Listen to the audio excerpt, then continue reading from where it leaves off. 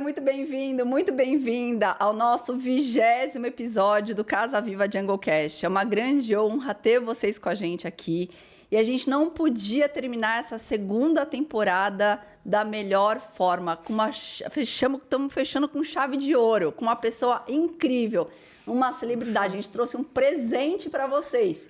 E é um presente para nós também. Espero que vocês gostem muito, porque esse episódio vai estar recheado de coisa boa, de informação boa. E vou fazer essa apresentação para vocês. Tentei fazer uma apresentação muito rica, mas ele é muito mais do que isso. Só para vocês entenderem. Hoje, a gente tem o grande prazer de ter no nosso estúdio um profissional brilhante, que tem um valor enorme para o paisagismo brasileiro. É uma celebridade.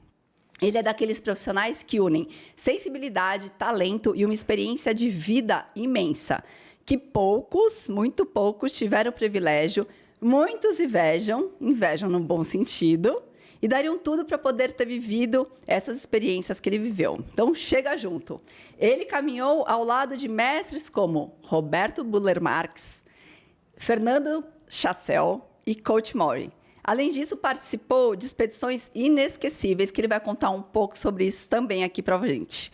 Ele é arquiteto e paisagista formado pela Faculdade de Arquitetura e Urbanismo no Mackenzie, se formou em 1979, com mestrado também em Arquitetura e Urbanismo pela mesma instituição em 2025, agora recente. Tem um olhar atento e é um grande observador e estudioso da natureza e como ela se comporta. Ele nos ensina que a paisagem não é só cenário, é um encontro, é respeito, é aprendizado e é vida. Então, é com essa bagagem imensa que ele chega hoje para nossa conversa. Seja muito bem-vindo, Oscar Bressani. Puxa vida. Nossa, muito obrigado. Viu? Eu que agradeço. Estou honrado por estar aqui com você. E a gente muito mais obrigado. Ainda por você estar abrindo a sua agenda, o seu espaço, o seu tempo, porque hoje um dos nossos maiores bens é o nosso tempo e você poder dedicar ele para poder estar batendo esse papo com a gente aqui. Muito obrigado, muito obrigado. Então, Oscar, só para explicar um pouquinho para você, a nossa intenção aqui no Casa Viva é justamente trazer para quem está nos assistindo, para quem está aqui acompanhando você, quem também ainda não te conhece, você contar a sua história, trazer um pouco de toda essa sua vivência, essa bagagem.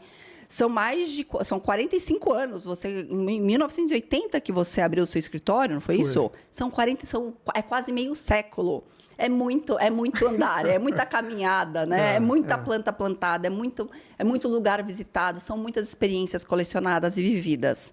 Então, você trazer toda essa bagagem para as pessoas que estão assistindo, porque aqui são pessoas que estão, muitos amantes da natureza, claro, mas também pessoas que estão construindo e reformando e que querem também esse olhar, saber dicas, informações importantes, o que devem fazer, como potencializar, como otimizar e que erros elas podem evitar. E também a importância, a gente mostrar para as pessoas a importância da natureza, dar essa consciência coletiva, que a natureza ela ajuda, né, no bem-estar, na qualidade de vida.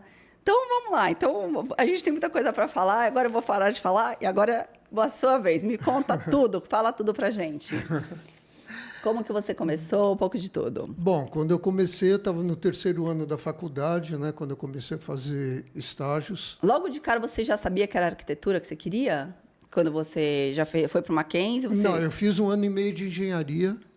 Legal. Aí eu vi que não era aquilo. Tá bom. E aí eu fiz o vestibular de novo e entrei na arquitetura. Tá bom. A engenharia você fez no Mackenzie também ou você fez em outra? Eu fiquei sabendo que era arquitetura porque eu fiz nesse 1 ano e meio que eu tinha feito na engenharia, no final eu participei do projeto Rondon para Irecê, na Bahia.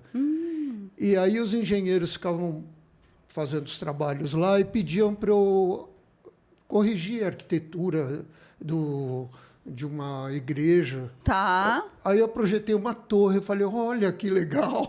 Aí você se apaixonou. Eu projetei uma torre e achei legal isso de ir projetando. Sim, né? sim. E aí, quando eu voltei, eu falei, não quero mais saber de engenharia, o negócio é arquitetura. Chega de cálculo, eu quero criar, quero desenhar. Exatamente, foi aí. E foi engraçado, porque que legal. Eu não esperava que isso acontecesse. Tá. E aí você fez a faculdade? Fiz a faculdade. Tá. E fazia projeto normal, assim, tal. Fiz estágio de arquitetura nos 2 primeiros anos, aí no 3º eu comecei a fazer paisagismo, mas eu nem sabia o que era isso. Sim, não perfeito. tinha a menor ideia, 3º ano. Quando me explicaram, a pessoa que estava saindo do escritório de Chassel falou, olha, você não quer pegar meu lugar? Falei, mas o que é o paisagismo? Aí ela falou, é legal, você trabalha com toda a área externa da casa, faz os pisos, vegetação, piscina, caminho. Falei, pô, que negócio legal. Imagino, se hoje em dia ainda há uma certa, né, dúvida até onde o paisagismo vai, quais são as competências e responsabilidades do paisagismo, imagino em 1980. Então, né? Isso era muito cru. Muito cru. Logo que eu comecei, aí eu ia visitar o Ceasa, por exemplo, só vendia lá buchinho, rosa, gerânio, plantas assim de clima temperado. Era isso que eu ia te perguntar. Né? Então, desde 1980 para cá, houve um boom muito grande na evolução das plantas, na qualidade, na diversidade. Não, inclusive, isso mudou também por pressão dos paisagistas. Legal. Porque no Ceasa você chegava, como eu falei, você não encontrava planta brasileira. Entendi. Tinha uns caras que vendiam trepadeira, mas vendia glicínia, por exemplo. Tá. Que é uma planta japonesa, né? Certo. Se não me engano. E você não encontrava nada. Aí, de repente, era tanta pressão. Não tem helicônia, não tem filodendro. Aí eles começaram a vender um pouco de goimbê. Tá. Mas vendiam muita tuia junto. E foi essa coisa crescendo. E com tanta pressão, eles foram mudando. E o cara que vendia só glicínia, agora você chega lá e ele fala assim, pode mostrar o livro do Lorenzi, as trepadeiras, eu vendo todas. Todas elas. Todas. Então, isso daí foi uma conquista de mercado. Uma evolução coletiva até de vocês, né, pesquisando e fazendo toda essa coleta, né, botânica também, para poder criar jardins diversos, porque senão fica muito monótono. Você precisa ter essa diversidade também, não é? E como é que foi você ter esse primeiro contato, né, com Roberto Buller Marques? Como que você fez toda essa como cruzaram esses caminhos? Como que foi isso? Então, quando eu trabalhei no Chassel, teve uma alemã que estava trabalhando lá, que chamava Beate. Tá. E ela, enquanto eu estava trabalhando, ela falou, eu vou sair um mês que eu vou fazer uma excursão com Buller Marques para o Pantanal. Eu falei, excursão? Pantanal, né? Para mim era tudo estranho. Aí ela voltou, me explicou um pouco daquilo e me convidou para uma festa de aniversário que ela ia fazer na casa de uns amigos, que era o Coit Mori, com a mulher Clara Kaiser, que também é paisagista. Perfeito. Aí eu fui lá, conheci os dois e depois disso aconteceu, eu fiquei sabendo que na USP a Nanusa ia fazer um curso Botânica para paisagistas. Tá. Isso foi em 77, em julho de 77. Perfeito. Eu fiz o curso com ela, achei fantástico, porque além de... Eu nunca tinha dissecado uma flor. Perfeito. Do hibisco, nada. Então, eu comecei a entender como a flor é. Sim. Como ela se compõe, as partes todas. Então, começou a abrir um mundo para mim. Um mundo que antes era visual e mal visto, porque mal enxergado, vamos dizer, né?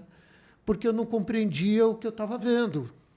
A partir do momento que você começa a dissecar, entender as partes, você passa a entender aquele ser com o qual você está lidando. Que é uma vida. Que é uma vida. Exatamente. Né? Então, é uma coisa que é muito importante, a gente aprender que quando você planta, você é responsável por aquilo que você está fazendo. Perfeito. Se você está colocando uma planta num lugar, ela não pediu para ir lá. Você plantou porque você quis. Perfeito. Pode ser por falta de conhecimento, ou, né, enfim, ou porque você gosta de ter a planta perto, mas você não pensa que é um ser vivo. Exatamente. Então, isso daí é uma coisa que a gente vai aprendendo. E essa consciência é muito importante, porque você tem tanto a vida dela, teoricamente, está nas suas mãos. Né? A vida dela está nas suas mãos. Em todos e você não pode considerar que aquilo é um objeto. As pessoas, infelizmente, eu acho que isso melhorou muito. Eu acho que você, melhor do que eu, pode dizer, porque você tem, não dá nem para comparar, o quanto que evoluiu o respeito a perspectiva para a planta, mas mesmo assim ainda a planta, como a planta ela ainda ela é estática, né? Ela, lógico, só vai mais se movimentar com o balanço do vento, enfim, que aí você vai ter outro. Quando um passarinho vai lá, que aí você percebe que tem uma vida sobre a vida e aquilo tem mais ainda movimento. Mas se ela ficar lá parada, estática, ela passa meio que despercebida como se fosse um objeto. A pessoa esquece e não molha. E só vai molhar quando já vê que a planta já está falando, pelo amor de Deus, me socorre aqui. Não é? Então, eu acho que essa observação sua... Então, você foi... Essa sensibilidade que te tocou, que te moveu, para você ir aprender mais ainda a fundo toda essa fisiologia, o comportamento das plantas, e buscar novas espécies e entender como que funciona a natureza na real, né? O curso foi fantástico, porque a Nanusa Menezes, ela foi presidente da Sociedade Botânica do Brasil várias vezes. E o curso era... A sala de aula era um laboratório. A gente ouvia o que ela falava, ela escrevia na lousa e tal, e depois a gente ia dissecar as plantas e ver as partes. E o final do curso foi uma excursão para a Serra do Cipó. Que você sabe, você se é apaixonado por lá até hoje. Então... Outras vidas suas devem ter sido de lá, porque não é possível. Nossa, cara, é uma conexão muito forte. Quando eu cheguei lá, assim, eu olhei para aquilo... Para mim, eu até já conversei com você, né? A gente olha a paisagem rupestre, como a Serra do Cipó, na Serra de Espinhaço, é tudo assim. Você olha aquelas montanhas de pedra e vê um verdinho lá, você fala, é um verdinho, sim, nada além disso. Sim. Mas eu comecei a andar com eles no meio das pedras. Nossa, mas sabe aquela coisa de chorar por dentro, de tanta emoção? Teve até uma situação em que o João Semir, que é um outro botânico também, ele faleceu não faz muito tempo, que a gente estava andando e tinha um barranco e uma raiz, assim, cruzando o barranco, né? O degrau assim, de terra. Ele parou, mostrou ali para mim e falou, está vendo esses pontinhos vermelhos que tem na raiz? Isso daqui é uma parasita que vive dentro da raiz da planta e, quando ela dá flor, é a única coisa que vem para fora. Falei, o que é isso, sabe? Que maluquice isso. A pessoa tem que conhecer muito, saber muito para ter essa profundidade de conhecimento, então, né? Aí eu comecei a conhecer que o paisagismo não era um olhar assim estético. Perfeito. Tinha uma parte científica muito importante por científica e funcional, né? Que é a base de tudo isso, sabe? A base de tudo isso. E nessa viagem o Coit estava fazendo parte do curso. Essa foi a primeira que você fez? Foi a da Serra do Cipó. O Coit fazia parte desse curso. E eu não sabia, porque a classe tinha 20 e tantos alunos, mas eu conheci na viagem. E aí, quando eu conheci lá, ele conversando, a gente foi conversando, e aí, no retorno... Aliás, foi quando eu retornei que eu fui ao aniversário da Beate, por coincidência, na casa do Coit. Perfeito. Desculpa a pergunta, nessa fase, uma pergunta meio delicada, mas você tinha quantos anos, mais ou menos, nessa fase? 23. 23 anos. Nossa, estava super 23. Jovem. Super jovem. Perfeito. Aí ele falou para mim, Oscar, você conhece o Burle Marx? Eu falei, eu não. Você não quer conhecer? Olha, quero, claro. Aliás, não, eu tinha visto uma palestra dele na FAO, em 76. Perfeito. Aí ele falou, eu acabo de voltar de lá, ele tinha trabalhado 5 anos com o Roberto, né? Aí ele falou, eu vou te dar uma carta de apresentação, você vai para lá. Aí eu fui lá e fiquei 1 mês lá no Rio, conhecendo, ele estava fazendo o Jardim Botânico de Brasília, o Parque Piton Farias. Maravilha. Estava fazendo o projeto disso, e eu conheci o pessoal, fui conhecendo a forma como eles se relacionavam, o trabalho, aquelas pranchetas de porta, um desenho que enrolava para um lado e para o outro, de tão comprido que era o desenho. Perfeito. E eles trabalhando numa precisão assim, nossa. Nessa época fabulosa. Você ainda não projetava jardim? Não projetava. Não, ainda não. Você estava estudando, mas você não tinha... Trabalhava como estagiário. Mas ainda não, você já tinha participado de alguma implantação efetiva ou ainda não? Estava mais na parte acadêmica mesmo? Isso, Tá. Isso. E aí você começou a conhecer como que eles projetavam para poder executar, inclusive, grandes jardins, grandes obras-primas, né? Ver arte no jardim. Eu nunca pensei nisso. Perfeito. Sabe? Aí eu olhava aquelas pranchetas, o desenho do Roberto, que é... Bom, as pessoas conhecem, né? Um desenho que é o desenho do piso que vira jardim e aquela... Eu falei, nossa, mas olha, tudo é arte. Tudo é arte. Tudo é arte. Porque aí ele fazia o desenho de piso, as plantas, colocava escultura, fazia pintura, painel. E aí eu via que o campo de paisagismo é uma coisa que não tem fim. E o Roberto, ele não era nem arquiteto nem paisagista. Não, né? Ele era artista plástico. Artista, olha isso. Artista plástico. Que maluquice. E quando eu conheci o Roberto, foi em 78, né? 78 ele estava... Era um gênio. Ele era de 1919, tinha 60 anos.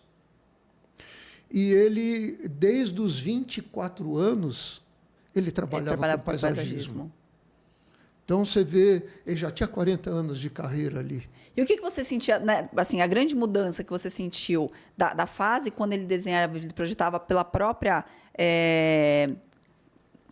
precariedade de plantas ou limitações de plantas? Ele também tinha essa influência na parte de... mudar o tipo de planta ou introduzir novas espécies, ele também colaborou bastante para isso. O jardim ele fazia com as plantas que ele coletava. Que ele coletava. Desde que ele iniciou a carreira, a gente ouve muito falar dos trabalhos primeiros do Roberto, que eram lá em Recife. Ele fez a Casa Forte, que é muito famosa, e o Cactário Madalena. O Cactário Madalena foi a primeira experiência que ele teve de campo para sair, para coletar, para plantar no jardim. Então, ele foi com botânicos, foi coletar na Caatinga lá. Apesar... aí eu acho até interessante o seguinte, os dois jardins não são de plantas nativas, elas são plantas exóticas. Perfeito. Porque Recife é Mata Atlântica. Então, botar caatinga na Mata Atlântica é um jardim exótico. Perfeito. Você está trazendo planta da caatinga. Sim. Na Mata Atlântica. Perfeito. Então, isso eu acho que é uma conversa muito boa, porque hoje está ficando muito em voga a conversa sobre plantas nativas. Nativa da onde? Nativa da onde? Ela não tem passaporte. Exatamente. Não tem passaporte. Exatamente. E se você tira daqui e põe para lá... Essa foi ótima. Ela planta não tem passaporte. Anota essa, hein? Fica a dica. Sensacional. Agora, eu acho importante também uma coisa lembrar, Oscar, porque, assim, eu acho, lógico, a gente está falando de uma outra época do século passado, onde vocês tinham uma limitação e uma precariedade na disponibilidade de plantas. Agora, a gente vê também, hoje em dia, muitas pessoas arrancando planta das matas, que é um extrativismo aí que está acontecendo de forma mais agressiva. E hoje a gente não recomenda, porque existem muitos viveiros que já foram tão especializados, se especializaram nisso para poder oferecer para o público em geral, seja o pessoal, a própria pessoa, o consumidor final, ou para os profissionais, as plantas, sem precisar ir lá na mata e na floresta, ficar arrancando e usar essa parte do trabalho. Então, acho que isso foi um momento... Mas hoje a gente vive um outro momento. O que você acha? Não, exatamente. Vive um outro momento. E a gente pensa... Quando você olha para uma planta, assim, como essas que a gente tem aqui no estúdio, e fala, isso daqui é jiboia, tal, não sei o quê. A gente não tem ideia da dificuldade que foi para a pessoa coletar a planta, quanto tempo ele cultivou, você que cultiva a planta, você sabe muito bem isso, como é que é.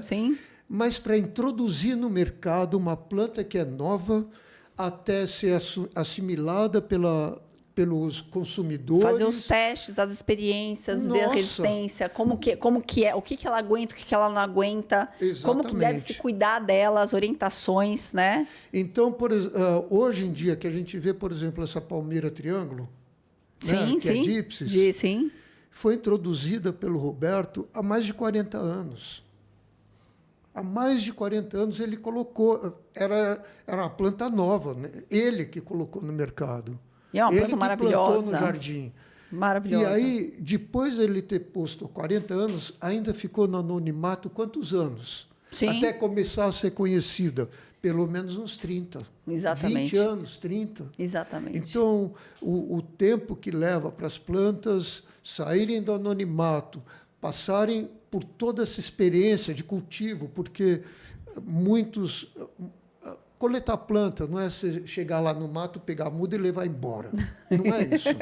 Exatamente. Você vai coletar, você vai preparar matrizes. Exatamente. Tá, então, você vai... Replicar aquilo, tentar reproduzir aquilo para que você consiga disponibilizar, colocar nos jardins e que aquilo se torne não é rústico, não, mas que tenha uma sobrevida boa, né? Que você não mate aquela espécie, né? Que você não aniquile aquela espécie que você está arrancando. Tentar propagar a espécie, né? Essa é a missão. Então, isso daí para mim foi um ensinamento incrível nas excursões, porque primeiro que eu não tinha a menor ideia como se coletava. Bom, eu não depois, só para eu voltar naquele filme que a gente estava indo.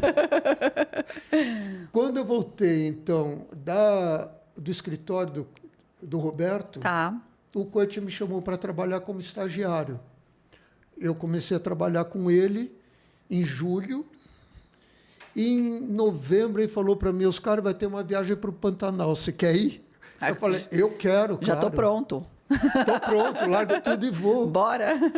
E foi a primeira viagem que eu fiz junto com o Roberto e com a equipe toda. Eram 12 pessoas, um caminhão, 2 combis, e nós fomos embora para o Pantanal. Mas, olha, é uma experiência tão fantástica, porque eu olhava assim para o mato, eu não conseguia distinguir uma planta da outra. Sim, fala assim, tudo igual, tudo mato. É tudo verde. É tudo mato. Você olha assim a floresta, como você passa em qualquer estrada, você olha, é um verdão. Sim. E aí, de repente, o pessoal do caminhão parou, todo mundo desceu e saiu entrando pelo mato. Eu falei, o que está acontecendo? O pessoal vai fazer aqui. Aí eles entraram lá, tal, não sei o quê, de repente, olha, isso aqui... Aí começou aquele falatório, não sei o quê, abriram uma clareira, assim, tiraram as folhas que estavam ali do lado e coletaram uma planta. Eu olhei para aquilo e falei, mas o que essa planta tem de especial? Que eles entraram para coletar e sabiam que ela estava aqui. De alguma maneira sabiam. Lógico. Porque senão não teriam parado. Porque planta não tem GPS, né? Aí eu falei, que coisa esquisita, como é que é esse negócio? E aí foram acontecendo situações como essa, de chegar, você vê um morro, a planta lá em cima, vai lá, pega. E aí eu fui olhando, né, como é que era a atividade. E apurando o seu olhar, né? Cada vez mais apurando o seu olhar. No começo não apura nada, né? Você sai de um estranhamento para falar... Olha, assim, existe isso. O que é esse bando de louco, né? Que esse bando de louco? Deixa eu entender, eu quero entender, eu quero fazer parte dessa loucura deles, né? E você não sabe exatamente nem como fazer, tanto que na estrada, quando eles falaram, não, nós vamos coletar planta, não sei o quê, quando parou num posto de gasolina, eu vi que tinha uma baúinha, pata de vaca, com uma vagem cheia de semente no chão.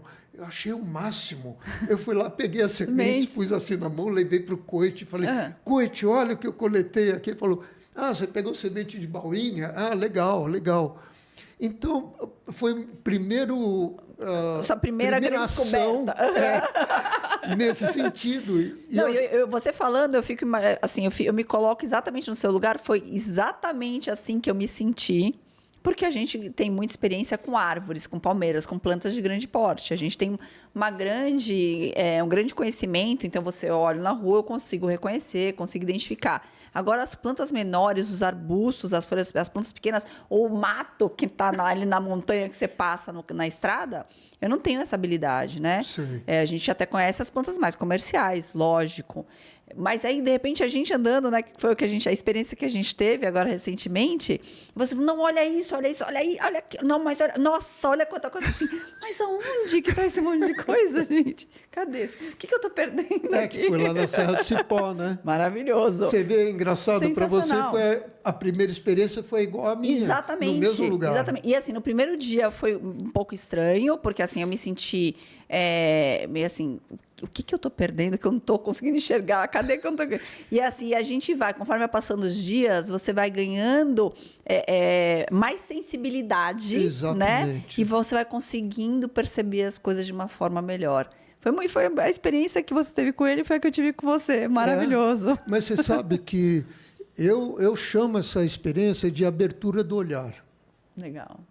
E, para mim, foi tão rico tudo isso, tão rico, assim, de descobrir um mundo novo, que eu estou fazendo essa prática agora, levando pessoas para terem oportunidade de abrir o olhar. Perfeito. Que eu acho que é assim, a gente aprende a viver no planeta, sabe? E a respeitar, né? Em todos os sentidos, é uma coisa assim que é fundamental, a gente aprender a olhar. Sim. Em qualquer lugar que você vai, é engraçado porque eu acho que esse processo esse de abrir o olhar é tirar uma venda que você abre para tudo. Porque não só para as plantas, é para o dia a dia, é para a sua vida, né? Você passa a olhar de um outro com interesse em tudo, sabe? Não fica com aquela coisa de eu só vejo. Tudo faz muito mais sentido, né? É incrível, é incrível.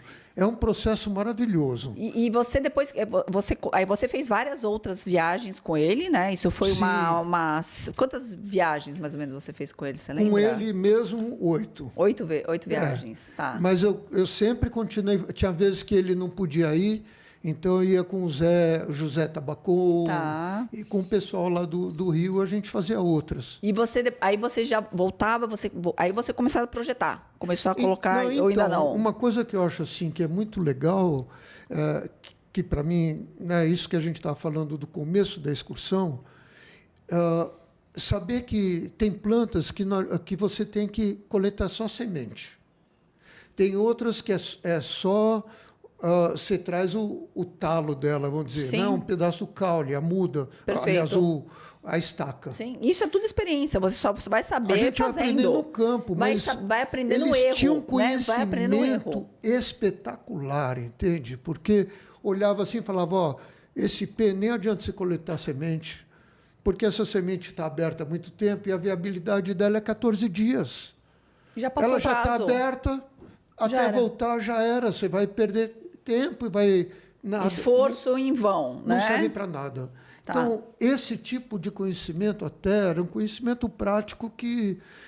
Como é que você vai adquirir isso daí? Sim. Não tem livro que ensina tudo isso. Sim, perfeito. Que ensine. Então, a prática, ela é anterior, é mais abrangente do que leitura, do que uma aula... Sabe, como o próprio Buller Marx dizia, que é aquela frase que você reforça, né? Vale muito mais um dia de campo do que um mês sentado, enfurnado, embrulhado num livro. Exatamente. Né? Que nada substitui a prática. Você sente, você percebe, você nota. O livro, ele é um papel. Né? Ele é um plano 2D, né?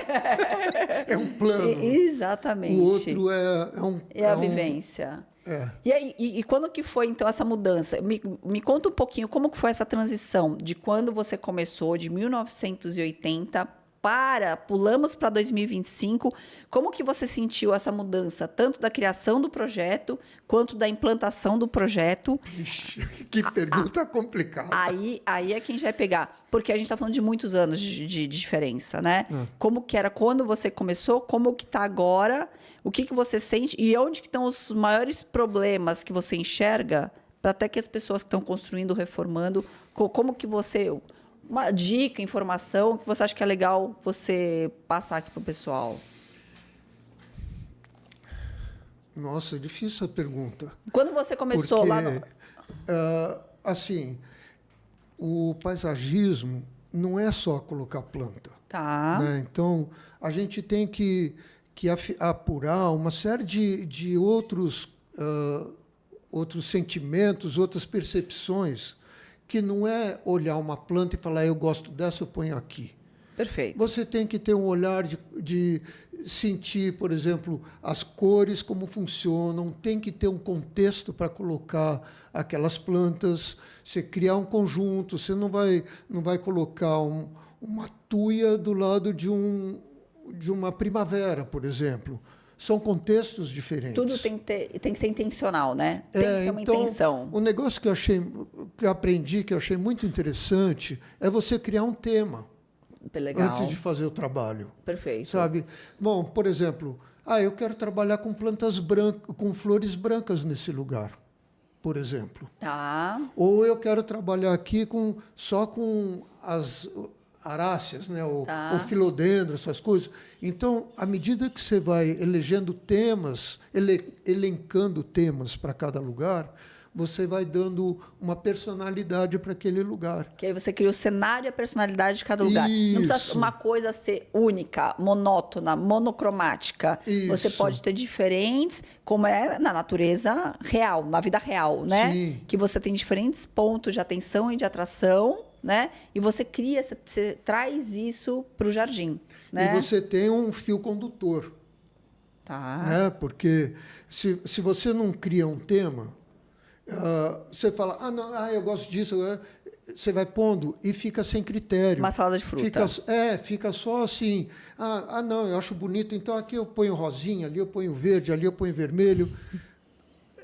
É um critério xoxo. Perfeito. Esse daí. Perfeito. Ele tem que ter consistência. E como é que você tem essa consistência?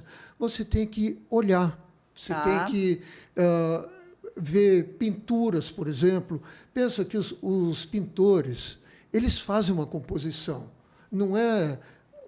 Do nada, aleatório. Do nada. Não é aleatório. Você olha, está super organizado o trabalho. Sim, sabe? sim. Eu vi as pinturas de Monet agora, que teve a exposição lá no MASP. Nossa, incrível. Uma aula que ele dá, sabe? Incrível. E aí você vê como existem texturas, formas. É lógico que quando a gente faz, a gente erra muito, porque a gente vai aprendendo à medida que vai errando. Sim. Ou que fez a composição errada, e depois você fala, putz, é mesmo, não ficou legal aquilo. Perfeito. Mas você tem a oportunidade de repensar sobre aquilo que você fez. Perfeito. Não é fazer e pronto, e tchau, né? E tchau. Volta, eu acho que o que você está pegando, que é muito importante, Oscar, você acha, então, o que a gente está falando dessa mudança de século, você acha que antes, um pouco mais atrás, voltando no tempo, você acha que as coisas eram mais levadas para o lado artístico e hoje é mais no lado financeiro? Assim, não está sendo muito bem planejado, muito bem pensado, muito bem trabalhado? Isso poderia estar mais evoluído? Mais ou menos por esse lado? Eu acho que eles tinham uma base muito mais sólida. Tá. Porque não era coisa do visual, não era do descartável. Perfeito. Não era a época do descartável, sabe? Não era aquilo do instagramável. Tá. Porque isso tudo é 1 e 0. Você desligou, deixa de existir. Perfeito. E é perigoso esse contato que se tem com esse mundo virtual, nesse sentido, de que tudo passa muito rápido e não cria lastro. Você perde o valor das coisas, né? Às vezes as pessoas acham que isso daí é preconceito. Não é preconceito. É uma questão de saber dar o valor e trabalhar aquilo, a formação daquele conceito, daquelas ideias dentro de si. Porque qual é... você vê, na antiguidade, os inventores, o que criavam as coisas, eles se inspiravam na natureza para fazer. Não chegavam lá e tiravam, não, eu vou fazer assim, assim. Não, espera um pouquinho. Como é que as coisas acontecem? Como eu leio isso e traduzo através dos meus sentimentos? Perfeito. qual que é a base que a gente tem hoje, que a gente vê de jardim? A pessoa vê o jardim que o outro vê vários, faz uma coletânea. É isso aí. Quando você vê, aí tem um monte de casa com... Copy-paste. Exatamente. Então, é um negócio que a pessoa não trabalhou no seu próprio conhecimento. Perfeito. Ela tem que se dedicar a isso. Então, a pessoa vai começar a construir uma casa agora, vai construir, vai reformar, enfim. Aí ela não pensou no paisagismo, que a gente fala que tem que pensar no paisagismo junto com a arquitetura, para que os dois conversem e ela consiga otimizar tempo, dinheiro e até criar soluções melhores nos ambientes, que o paisagismo traz muito disso, dessas soluções, de circulação, de paisagens e tudo mais. Então, ela vai ter mais economia, mais beleza, mais funcionalidade e uma paisagem, um cenário muito mais rico. Então, aí a pessoa ela entra em contato com você. Você faz toda uma leitura junto com ela de como que é a necessidade dela, como que é a vida dela. E aí você que faz o desenho, você projeta, como que você faz? Eu faço tudo. Tudo? Todo o desenho.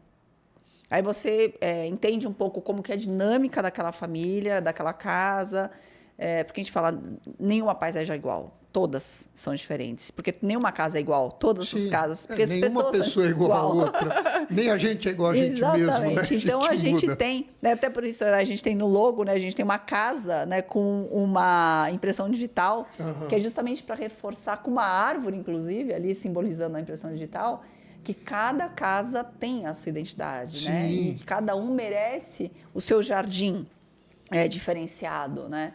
Não, inclusive, é muito importante, o paisagismo está na época da concepção do projeto de arquitetura, porque, inclusive, pode interferir em discutir a questão do posicionamento da casa em relação ao que vai ser feito no jardim. É começar a tela em branco junto, né? Aquele terreno limpo junto, todo mundo junto, reunido, para trazer o melhor resultado.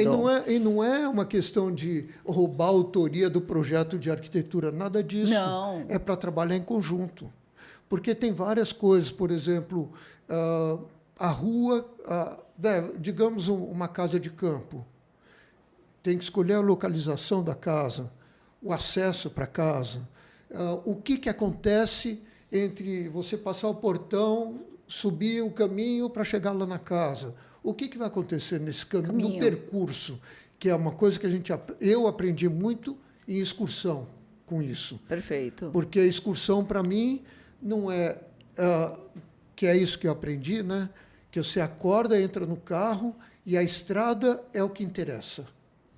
O nosso destino é a estrada, é onde você está. Sim, sim. Então, enquanto tem luz, está na estrada. Está olhando tudo que tem, para, desce, olha, vê. Então, você vai criando vários pontos de interesse ao longo do percurso. E é isso todos os passos valem a pena e todos podem ser trabalhados e bem trabalhados, né? E você tem muitos elementos que você pode trabalhar no paisagismo. A água que cai no telhado, para onde vai essa água? De repente, você pode coletar, fazer uma canaleta que a água passa, faz parte do jardim, e a água é vida, né? Perfeito. A água é vida. Você vê ela passando ali, ela te remete à vida. Porque a limpeza, né? O bem-estar, a energia, mais de tudo. 90% do nosso corpo é água. Sabe? Tudo é... Eu fiz um curso de Flow Forms. Flow Forms. Tá, como que é isso daí? Você fez quando isso? Faz uns 5 anos, eu acho, mais ou menos. Tá. Mas eu já conheci esse Flowform há muitos anos já. Eu não conheço. Desde 2000 eu conheço. Explica como que funciona. Foi a turma do Rudolf Steiner. Tá. Que eles começaram a questionar como a água é tratada pela civilização. Como o ser humano trata a água. Tá. Então, eles começaram a ver, por exemplo, que um curso d'água onde ele nasce, a quantidade de formas de vida que tem nessa água é relativamente pequena. À medida que a água vai passando por cachoeira, movimentos que giram para um lado e para o outro, a complexidade vai aumentando. Tá. Então, eles começaram a falar, opa, tem alguma coisa a ver com os movimentos da água. E começaram a ver que a água tem vida própria. Você vê uma coisa, eu ouvi uma frase nesse curso que mexeu com a minha vida. Porque ele falou assim, o seu corpo é composto perto de 90% de água. Sim. Essa planta aqui, quanto que tem de água nela? Uma quantidade enorme. Sim. Certo?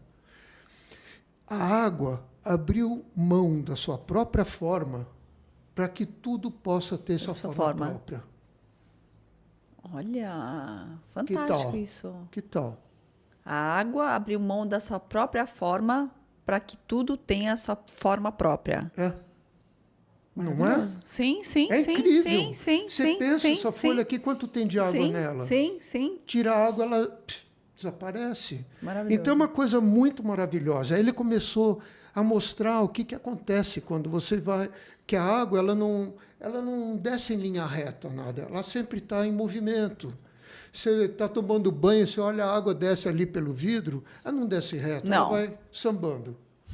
E aí, os dois, o Rudolf Steiner e Wilkes, eu esqueci o primeiro nome dele, começaram a ver como é que eles poderiam dar condições para que a água se recarregasse de energia própria quando ela está entubada. Perfeito. Porque você leva para uma caixa d'água, a água morreu praticamente. Sim. E aí sai em tubo. Está aprisionada. Está aprisionada. Vai em tubo, sai na torneira. É diferente de uma água que está no rio. Numa Eles cachoeira. começaram, então, a desenvolver formas. E quando você olhando, se você procurar na internet flow forms, você vai ver que tem umas formas feitas em cerâmica, em vários concreto, uma série de coisas, que a água cai ali, ela desenha um 8 e depois passa para a seguinte. Sim, não é que a forma faz com que ela desenhe aquele movimento. Não, aquilo lá é trabalhado, a água pede aquele movimento, a pessoa então vai fazendo assim para que aquilo aconteça. E quando chega no final, a água está com tanta energia, eles comparam essa água, que é uma planta regada com essa água e a outra com a água da torneira, e vê o desenvolvimento dos dois. É impressionante. Olha que nível que chega isso. Impressionante isso. Não, é incrível, é incrível. Aí você vai vendo, tem vários centros isso na Suécia, né? Tem vários centros para pessoas idosas e pessoas que precisam recuperar a saúde, onde lá dentro é só flow form. A água entra lá e ele só toma aquela água energizada. E aí a saúde dela melhora muito, potencializa demais. Porque você joga dentro de si uma água que tem vida. Sim. É uma água viva, não é Não, uma mas água isso morta. você está indo muito além, que assim, seria uma forma, assim, melhor dos mundos, que a gente infelizmente não consegue ter, né, no nosso dia a dia, porque realmente a vida aprisiona todas as formas. De uma certa forma, somos prisioneiros, né, da vida. Claro. Mas o mais incrível disso tudo, Oscar, é que você chega num nível de reflexão da onde o simples fato de uma água numa cachoeira, uma água, ela tem essa energia e ela transforma aquilo que ela rega. Agora, uma pessoa que pega um jardim, ele deixa aquela cana, aquela mangueira esquentando no jardim, depois vem e joga. Pois é. A água cozinhando, fervendo em cima da planta, entendeu? Então, como que a planta reage? Ela não vai agradecer aquilo, não é uma coisa boa. Então, eu acho esse nível de consciência que é importante, né? Essa consciência coletiva. Sim. Né? Que você estava comentando da questão dos jardineiros que você está fazendo agora, esse treinamento. Como que funciona? Da onde que partiu essa ideia desse treinamento? O pessoal lá do Clube de Campo de São Paulo, né? Um clube já antigo, tem 80 anos. Sim. E eles têm uma preocupação com vegetação. Tem uma boa parte do clube, eu acho que metade dele, está em recuperação ambiental espontânea, uma parte, outra está sendo estimulada. Com introdução de plantas e tudo mais. E a quantidade de animais que apareceram lá depois disso, porque como várias áreas ao redor de São Paulo, lá foi derrubado para plantar café, essas coisas assim. E o que acontece é que os jardineiros eles chegam para trabalhar e eles estão voltados para aquela coisinha que ele faz. Tem um que só varre a rua. Aquela robotizado. Está robotizado, mas sem saber muito bem o que está acontecendo ali, né? Sem ter ideia da importância, né, do papel que ele desempenha. Exatamente. Sabe? O valor que ele tem, né? E não é só jardineiro. Também os moradores. Tem uns que reclamam, está com folha na minha rua, como se fosse, sabe, uma lata de lixo. Sim, sim. Então, essa questão de consciência do mundo, do que a gente faz. A gente é um nada no mundo, sabe? Sim. É um dos seres que tem aqui. Quantos outros existem? A gente achar que o homem é o dono do mundo. Não. Ora, tenha dó, sabe? Isso daí Agora, é essa falta de consciência coletiva é que dói, né? E cada vez mais a gente vê. Eu acho que, por um lado, acho que as redes sociais, elas isolaram muito as pessoas, sim, desconectaram muito as pessoas. Apesar de elas estarem altamente conectadas, mas acho que de uma forma muito artificial, desconectou elas realmente da vida real, né? Do que faz bem, do que é importante, do que cuidar, de como valorizar, né? De como sentir, dessa consciência de por que um jardim é importante, porque uma casa não é só cimento, uma casa não é só área cinza, uma casa o jardim não é só para a pessoa. Isso vai fazer um bem coletivo. Isso é para o meio ambiente que ela está contribuindo, né? Acho que essa forma de pensar que não pode ser egoísta, individualista, né? A pessoa tem que realmente mudar essa mentalidade. E o meu trabalho lá no Clube de Campo, que eu estou colocando para ele, eu vou dar o curso daqui a 2 semanas, né? Mas eu estou pensando assim, que eles têm que entender que eles não são jardineiros que tiram matinho do gramado. Eles são agentes ambientais. Maravilhoso. É muito diferente. É uma concepção muito diferente, que eleva o ser, sabe? Porque o papel deles, ele vai compreender que o varrer a folha não é tirar sujeira. Porque a folha ela tem nutrientes que vão servir para as plantas. Perfeito. Se ela caiu na rua, caiu no lugar errado. Certo? Então, ele vai reconduzir para o ambiente. É que a rua não era para estar lá, ela era para ser... Então... Sim. Então, ele vai reconduzir a folha para o destino dela. Correto. Que é devolver os nutrientes para a árvore, poder crescer. Então, tem um trabalho aí muito sério que eles fazem, mas ele não tem consciência disso. Sim. Não, porque assim, essa parte que você está falando, que é você trabalhar com uma natureza mais bruta, mais rústica, que não é a natureza da residência, porque, claro, na residência você quer um jardim com mais limpeza assim, menos folhas expostas, ou seja, toda essa parte de que esses nutrientes orgânicos que o jardim poderia captar, infelizmente, a gente recolhe até para a gente poder ter uma área ali de circulação mais livre, né? Sim. Mas as pessoas também esquecem que o jardim residencial, por não ter essa parte orgânica, ele também precisa de alimento. E as pessoas não alimentam o jardim. Então, as plantas sentem, as plantas ficam com mais pragas, elas sofrem mais ataques. Então, já que você não tem aquela ajuda, né? Aquela adubação natural, orgânica, que as próprias folhas, os micro-organismos, as minhocas, toda aquela movimentação de que a planta se decompõe, ela reabsorve e dá de volta para as plantas todos esses nutrientes, a gente tem que dar. Sim. Né? Então as pessoas falam assim, mas meu jardim não está bonito. Mas não dá comida, não dá água. A gente precisa de água e comida. Você não precisa? Eu preciso, claro. todo mundo precisa. A planta também precisa de água e comida. Ela não sobrevive sem, ela precisa dessa atenção também, né? E é engraçado porque tem muita gente que fala, sabe, eu converso muito com as minhas plantas. Perfeito. Eu acho que assim, a pessoa tem que entender que o que... não é falar, eu amo você. Não é o falar, mas é o sentimento que está lá dentro que importa. Sim. Né? É a energia, é a intenção. É a interação que existe. Exatamente. Não precisa falar. O simples fato de você olhar como um outro ser, como você é um ser. Né? Sim, sim. É isso que precisa.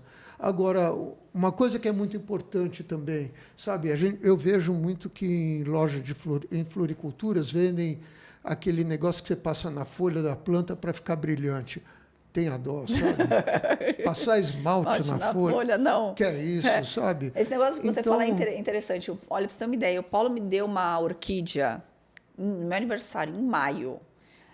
Junho, julho, agosto, setembro, 4 meses. Uma orquídea, né? E tá do lado da minha mesa, do lado do meu escritório.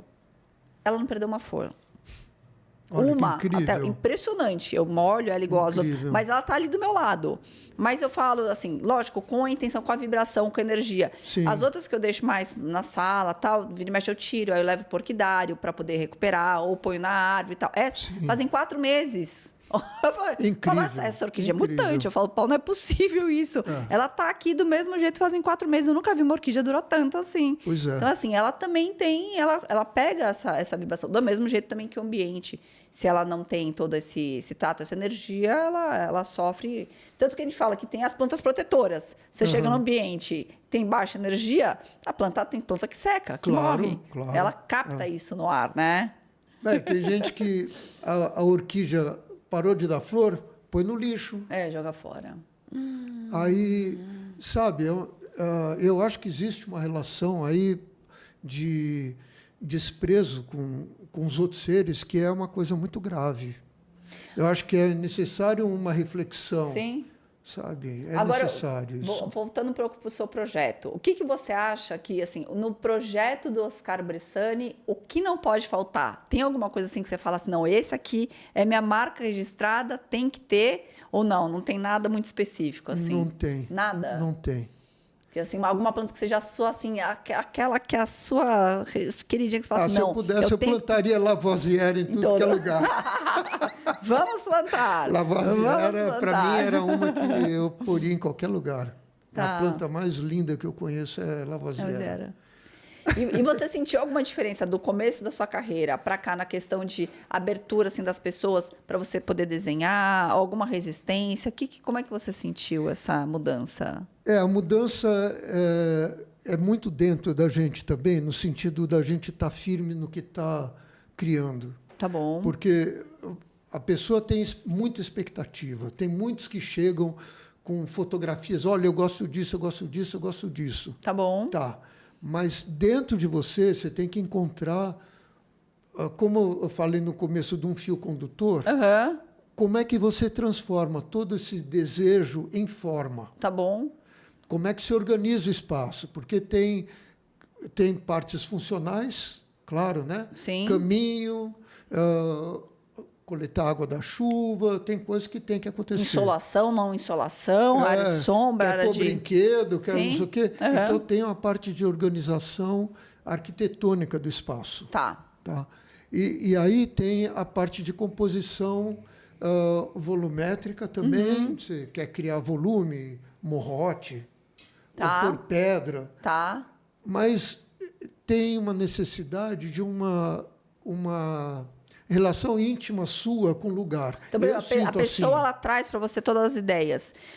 Para você, antes de fazer sentido para a pessoa, aquilo tem que fazer sentido para você também e você conseguir encaixar esse quebra-cabeça para que você... Juntar tudo isso e andar no lugar para ver como é que essas coisas se distribuem ali. Tá bom.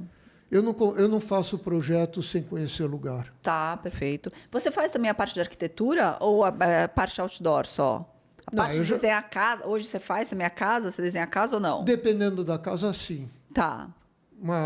Uma coisa mais assim, com menos detalhe de... A escada, sabe, com muitos detalhes construtivos, eu não faço isso. Mas a área de fora, assim, tipo a parte de piscina, a parte pérgola... construída fora... Assim, a parte de fora da casa eu faço. Tudo? Tudo. Tá. Projeto de muro, da piscina, onde que eu vou colocar pedra, enfim, isso...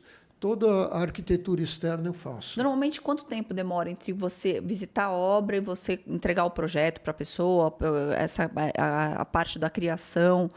Você tem uma média de tempo? Até para a pessoa que está construindo, ela saber quanto tempo ela vai levar para poder ter... Uma casa urbana, dá uns 60 dias entre uma coisa e outra. Entre você visitar e começar a plantar.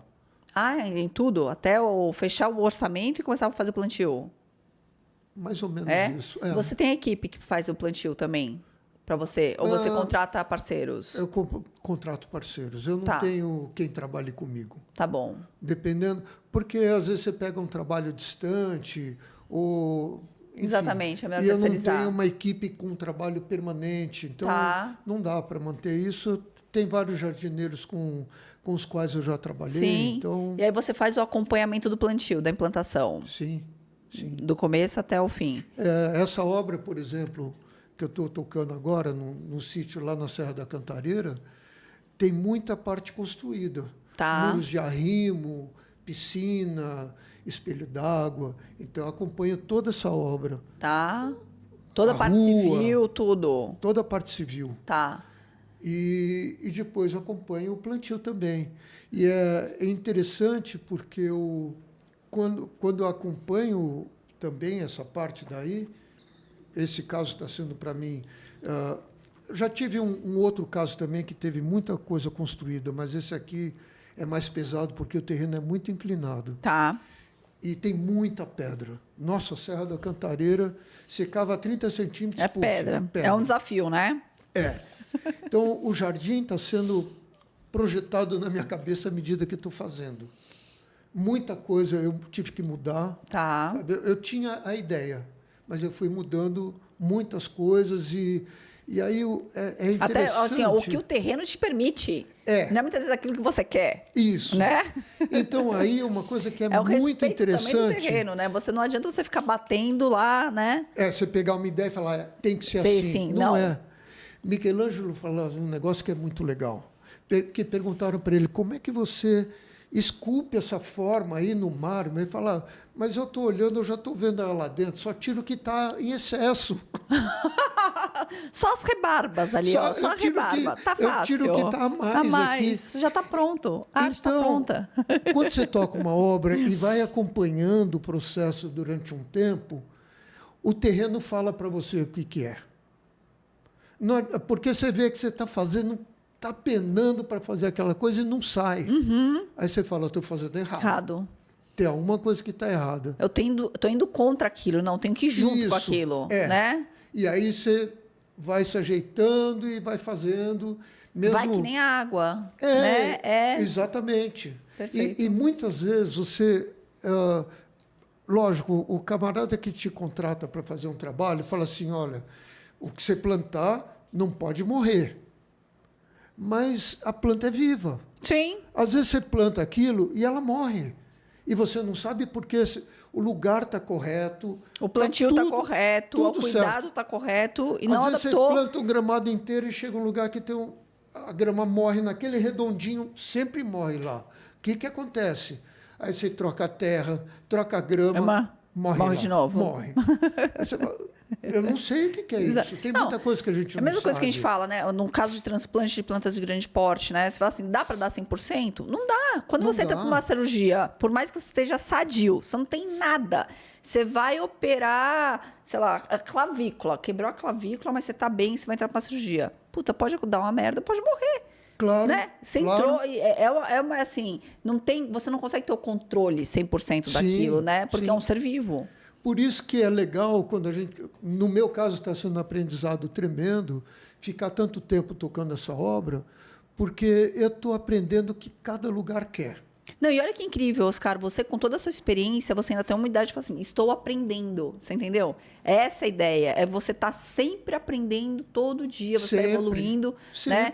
Todo dia é um aprendizado novo, porque cada obra é uma obra diferente, cada obra é um desafio diferente, né? Então, você tem situações e você vai acumulando conhecimento no passar dos anos. E depois, assim, quando você tem um certo conhecimento do comportamento das plantas, por exemplo, você olha um gramado e vê que ali nasce tiririca, naquele lugar.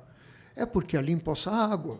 Tiririca gosta de água, certo? Uhum. Então, quando você começa a conhecer as plantas que espontaneamente surgem num lugar ou em outro, você começa a saber o tipo de planta que você pode pôr lá que é afim daquele espaço. Aí você está conversando com o espaço direito. Aí você está ajudando ele, né?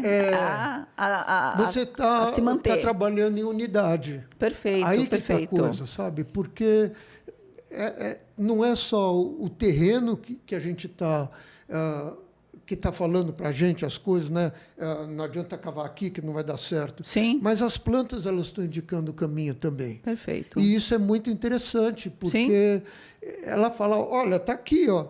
Aí você fala, puxa, é mesmo. A resposta está aqui, você não está enxergando? Estou falando para você, olha, escuta, percebe aqui.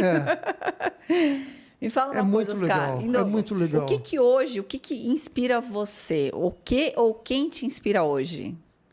Quem me inspira? A natureza. A natureza. É. A natureza te inspira. Todos os dias, né? É porque, como eu falei para você, né, que a gente teve uma oportunidade incrível de passar uns dias juntos na Serra do Cipó. Maravilhoso. Né? Maravilhoso. Que é uma coisa, quando a gente anda no campo, a gente tem muitas leituras. Você primeiro passa a enxergar os indivíduos, como eles se organizam no espaço, quais os elementos que fazem parte daquele lugar. Você viu aqueles quartzito branco, que a gente olhava forrando aquela área enorme. Aquele tesouro maravilhoso. E ali surgindo as lavoisieras, uma série. Então você vê incrível. Como é que se compõe aquele jardim como um todo. Que a natureza criou sozinha, ela fez, está ali, ó. Né? Então, eu estou cada vez mais aprendendo com a natureza. Perfeito. Eu vou para o mato para me inspirar, para entender, ver como as plantas se organizam. Eu vou fazer agora, em outubro, vai ter uma excursão. Né? Quando que vai ser? Do dia 16 ao dia 25. E essa excursão é só para profissional ou para pessoas que são amantes da natureza? Não, tá indo um arquiteto que faz desenho para criança e tudo mais. Ele era um cantor daquele grupo Lune, eu não sei se você conheceu. Tem uma professora de linguística que vai. Já foi na viagem anterior uma dermatologista. Olha... Não então importa. Fica aqui, inclusive, uma dica também. Não a gente importa, vai. Qualquer pessoa que vamos queira deixar ir, na descrição. Porque é uma oportunidade de entrar em contato com o que tem e aprender a ver o que tem. De que dia que vai ser? Eu vou do dia 16 a 25 de outubro. 16 a 25 de outubro. Eu costumo levar uma turma de 12 pessoas. Tá bom, para você poder dar atenção, porque é muita informação. Porque mais do que isso não dá. Eu tenho que falar com o megafone. Não dá. Né? E, por enquanto, a gente tem 9 pessoas. Legal. Olha, tem poucas vagas. Se você gosta de natureza, eu super recomendo. Se alguém quiser ainda se inscrever, se não for para essa... Tem outras oportunidades. Eu costumo fazer várias excursões. Legal. Mas eu aconselho. Sabe, se não pode comigo, procura uma faculdade que tenha aula de botânica e vai viajar com os botânicos. É uma experiência de vida maravilhosa. A visão que cada profissional tem sobre a vegetação é totalmente diferente. Sim. Um botânico olha, mas ele não consegue ver, ele não tem olhar estético, artístico sobre a coisa. Não fica olhando composição. Olha que solução incrível. É muito mais aqui. O fisiológico mesmo, né? E muitos deles são especializados em uma determinada família. Perfeito. Ou são até taxonomistas que conhecem várias famílias, mas o olhar deles é diferente do nosso. Ele é mais um médico ali, né? Mas mais para o lado da medicina, mais a parte, né? Como que funciona o metabolismo, a fisiologia toda dela. E a parte do paisagista, do arquiteto, enfim, com o seu olhar, com toda a experiência, é muito mais esse olhar de composição, contraste, volume, tipo folhas, né? Ver como é que as pedras estão fazendo parte daquilo, Exatamente. Porque é muita inspiração. É muita coisa. Sabe? E aí você vê, por exemplo, tinha um quartzito com a lavoisiera. Você viu aquele contraste? Você vai criar um outro jardim, não precisa ser quartzito, mas você pode colocar uma planta que é clarinha, que te remete àquilo. Não é imitar, mas é se inspirar nessa leitura que você aprendeu a fazer. Essa viagem ela é reflexão. Cria a sua linguagem, é isso que é mais importante. Sim. Sabe, o negócio de ficar olhando Instagram, olha como o cara fez, tal, não sei o quê, você não está criando a sua identidade. Exatamente. Exatamente, a sua identidade. Exatamente. É isso. Essa viagem é incrível, porque ela é reflexão, ela é autoconhecimento, ela é análise, ela é inspiração, né? Olha, é maravilhoso, vale muito a pena. Mas muito a pena. é mesmo. Eu aprendi isso daí fazendo essas viagens, sabe? Que honra aqui, né? Com grandes mestres, né? Grandes mestres. E durante muito tempo, até 2024, foi a última viagem que eu fiz com o Zé Tabacon. Que a gente foi para o Raso da Catarina, lá. Tá. Que era o lugar onde o Lampião se escondia, né? Sim. A gente foi lá conhecer. Eu sempre viajei com ele. Muita história. Pancas, nossa. Muita história envolvida. E o Brasil é maravilhoso. Maravilhoso. Maravilhoso para se conhecer. A gente fica... O hábito que a gente tem de viajar, que é sair de um ponto para chegar no outro, sabe? A estrada atrapalha a gente. Se pudesse ser instantâneo, teletransportar, né? Sim. Seria melhor. Mas não é. Está perdendo de não conhecer aquilo que está no seu caminho. Exatamente. É o que a gente fala, a gente gosta muito de viajar de moto também. E a moto dá a oportunidade também de você sentir o lugar. Nossa, né? Total. Você sente não só a temperatura, você sente o cheiro, você sente a experiência de você caminhar por ali, você sentir. Quando você pega o avião, que você sai aqui, para lá, você não parou no posto de gasolina, você não conheceu as pessoas, você não conversou, você não sentiu a cultura, você não comeu comidas de várias cidadezinhas locais. Sim. Então, a experiência também é muito enriquecedora. Muito. Você sabe, tem um livro que chama Viagem pelo Brasil, que foi escrito por Spix e Márcios. Tá. Eles vieram para o Brasil em 1817 e ficaram até 1820. E percorreram o Brasil inteiro em lombo de burro. Saíram do Rio, vieram até Sorocaba e depois subiram Minas Gerais, Rio de Janeiro, Espírito Santo, foram Bahia, foram até Manaus e depois um subiu o Rio Negro, outro foi até Iquitos, no Peru, depois se encontraram e voltaram para a Alemanha. E escreveram o levantamento mais importante que foi feito sobre a vegetação brasileira até hoje. Tem 40 volumes, assim. E esse livro é fantástico, porque descreve a viagem deles. Sim. E tem um mapa. Então, junto com 2 amigos, nós fizemos um trecho da viagem de São João del Rei até Januária, de moto. Você falou de moto, só por isso que eu retomei esse assunto. E a gente foi de moto passando pelas estradas que eles fizeram. Incrível. Que mágico. A moto eram 2 XL 250, uma outra DT 180, quer dizer, moto fusquinha, né? Sim. E a gente foi atravessando o rio, um segurando a moto de um lado, o outro do outro atravessando o rio cheio de pedra, sabe? Então, mas essas experiências que você consegue contar, você sai daqui, para lá de avião, qual que é a emoção que você teve, né? E essa viagem deles é tão incrível que ele descreve a paisagem toda. Que legal. E o que a gente ia fazendo era, na véspera do percurso que a gente faria no dia seguinte, a gente lia o capítulo. Para sentir aquilo como eles sentiram. Que a gente foi 170 anos depois. Então, a gente comparava as coisas e fizemos nas anotações. Um caderno de anotação e tal. Mas é incrível quando você vai com um guia com esse nível de conhecimento. Que maravilhoso. E você vai olhando e fala, olha, ele falou que aqui tem isso. Aí você olha e muitas vezes encontra. Olha, que genial, fantástico. Ele falou, quando ele entrou em Minas Novas, ele falou assim que ficava... Porque, imagina, o Márcios, ele tinha 23 anos.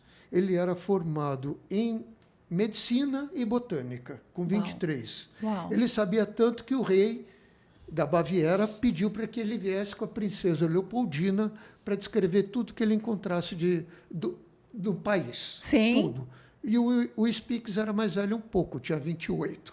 Olha isso, 2 jovens. E então, quando eles chegavam numa cidade, eles paravam e ele oferecia consulta médica.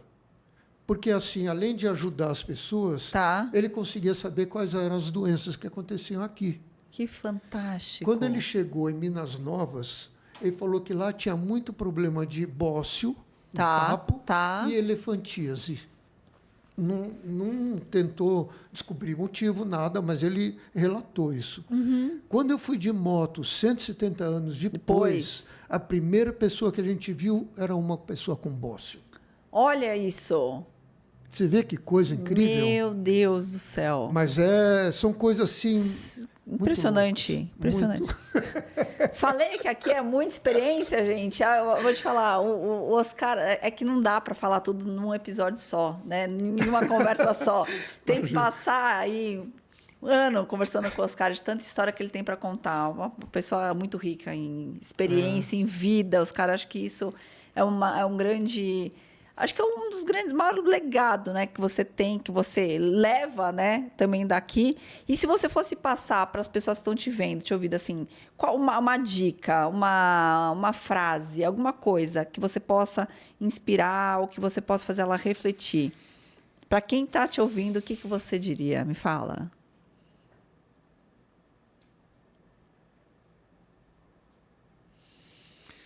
É preciso fazer silêncio. É preciso fazer silêncio. É preciso ter um silêncio interior e procurar ver o que é e não projetar sobre aquilo o que a gente sente, o que a gente pensa. Então, quando a gente consegue ser observador do mundo, a gente passa a compreender e aceitar que tudo é como é. A gente não quer transformar as coisas. Desacelerar, né? Parar, pensar, ouvir. Uma coisa ouvir que você a cabeça. não sabe, eu nunca contei. Eu sou monge zen budista, sabia? Não sabia! Eu fui ordenado em 2007. Mentira, mas essa? É uma das coisas. Que demais! Fui ordenado em 2007. Que bacana. Mas eu não pratico mais, assim, Você vai me contar com mais detalhes depois que a gente sair daqui. Que legal, Oscar, então, maravilhoso. E aí fecha tudo, assim. Que bacana. Fecha tudo, porque você passa a ter um chamado, assim, para saber o que é esse mundo em que a gente está, sabe? O quê, por quê, para quê? O que eu faço aqui, como é que eu posso ser... Não adianta vir com aquela conversa... Tem palavras que me incomodam, ficar ouvindo sustentabilidade. Tem que ser sustentável. O que quer dizer isso, na verdade? Como é que você vive de uma maneira harmônica com o mundo, sabe? Será que você vive? Aí você fala, não, eu faço um trabalho sustentável. Pera lá, sabe? Como? Exatamente. Como é que você vive nesse mundo? Então, eu acho que não pode ser uma vida assim... que a gente vê etiqueta e compreende não é só separar o lixo reciclável de casa, né? Não vai muito isso. além disso, né? Não muito além disso. É você saber olhar o mundo com amor, sabe? Com entrega. Eu sou igual com a compaixão. Tudo que tá... Exatamente. Sim. Perfeito. Sabe? Maravilhoso. Então, eu acho que é isso. Oscar, você não sabe o quanto que eu tô feliz. Você sabia que a gente ia fechar essa segunda temporada da melhor forma, com a melhor pessoa. Poxa. Não podia ser mais especial do que você. Eu agradeço muito. E a gente tem aqui uma tradição no Casa Viva, que é dar um jungle pet para o nosso convidado. Um jungle pet aqui do nosso estúdio. Então, a gente traz aqui algumas folhagens, né? A gente varia um pouquinho as plantas, para você levar para sua casa. Puxa. Mais uma vida para você cuidar, já que você é um grande cuidador da vida, mais um aí para você cuidar. E fica à vontade para você escolher qual que você gosta mais. Você que está dando presente, você que escolhe. Não, jura? Claro, eu recebo. Eu acho muito que eu vou dar feliz. Isso, que eu acho ela tão bonita. Tá bom. Acho ela tão eu estava olhando para ela também. Tão vibrante, tão maravilhosa. Que linda. Olha, e a gente tem um rosto aqui, o vaso é um rosto. Olha, que bonito. Para lembrar que é um ser vivo, né? Isso eu não preciso nem explicar, mas é uma homenagem que a gente faz às plantas, justamente esse vaso, para lembrar que isso daqui, ela não é um objeto, é uma vida. Então aqui o Jungle Pet com muito carinho para você. Muito obrigado. Lindo, adorei. Obrigada de novo pelo seu tempo. Poxa, eu que agradeço. Por todos esses ensinamentos aqui que você passou, essas reflexões. Muito obrigado. Obrigada de coração. Muito obrigado. Muito obrigado. Gente, então a gente fica aqui com o nosso 20º episódio do Casa Viva JungleCast. Espero que vocês tenham gostado. Foi um episódio o Oscar trouxe muita sensibilidade, muita verdade, consciência, para a gente poder parar um pouquinho, pensar, analisar, sair um pouco desse furacão, né, que a gente vive num vulcão e dar uma aquietada na mente, conhecer mais a natureza, respeitar e propagar. Se você ficou com a gente até agora, mas você não segue a gente, toca no sininho para seguir. Se você conhece alguém que faz sentido conhecer o nosso canal e ver esses vídeos também que a gente tem outros, mais de 19 episódios para trás, vídeos para trás interessantes, também compartilha que a gente vai agradecer muito. O mundo agradece, a natureza também. Muito obrigado. Fica com Deus. Obrigada. Até mais.